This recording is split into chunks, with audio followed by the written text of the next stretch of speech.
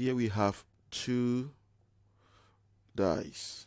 You're supposed to list the outcome of the 2 dice and use it to work out these probabilities.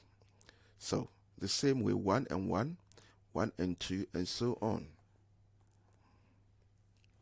That will be the first 2, 1, 2, 2, and so on.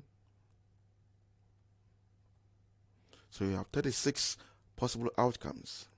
So if you want to work out all odd numbers, we want all to be odd numbers, you need to look carefully. These are the possible outcomes for odd numbers. And if you have to count them, that will be 9 out of 36.